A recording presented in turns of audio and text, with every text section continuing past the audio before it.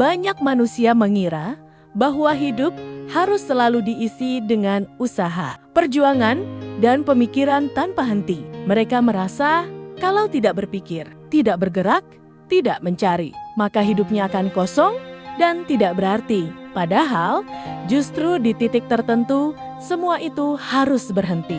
Ketika seseorang sudah lelah dengan pikirannya sendiri, lelah dengan logika yang tidak pernah selesai, disitulah mulai muncul keinginan untuk menyerah.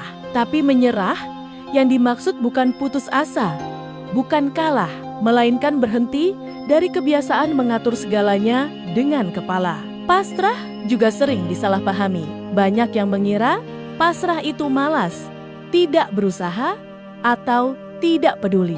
Padahal, pasrah yang sebenarnya adalah melepaskan kendali yang selama ini dipegang oleh pikiran. Tidak lagi memaksa keadaan sesuai keinginan. Tidak lagi sibuk mencari jawaban dengan logika. Di titik itu, manusia mulai memilih diam.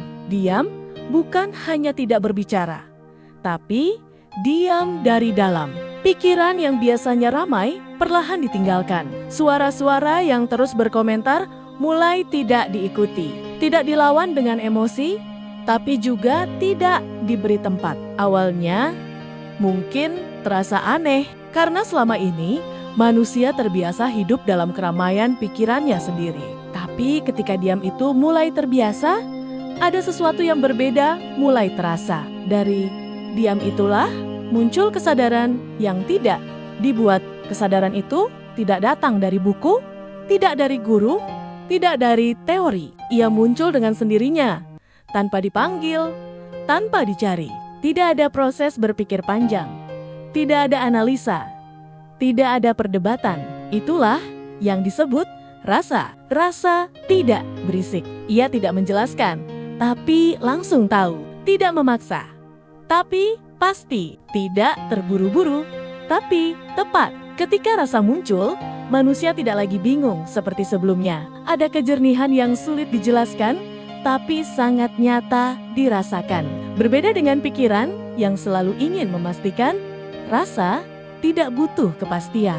Ia tidak ragu, karena tidak berasal dari logika. Ia tidak berubah-ubah, karena tidak dipengaruhi oleh keinginan. Namun, rasa hanya muncul ketika tidak ada gangguan. Selama pikiran masih aktif, selama logika masih terus ikut campur, rasa akan tertutup. Bukan karena rasa tidak ada, tapi karena tidak diberi ruang. Itulah kenapa dia menjadi penting. Bukan untuk melarikan diri dari dunia, tapi untuk memberi ruang bagi sesuatu yang selama ini tertutup. Ketika manusia benar-benar diam, tanpa paksaan, tanpa keinginan, tanpa mengikuti arus pikirannya sendiri, maka rasa akan muncul dengan sendirinya. Dan disitulah manusia mulai melihat dengan cara yang berbeda, bukan lagi dengan kepala, tapi dengan kesadaran yang lebih dalam.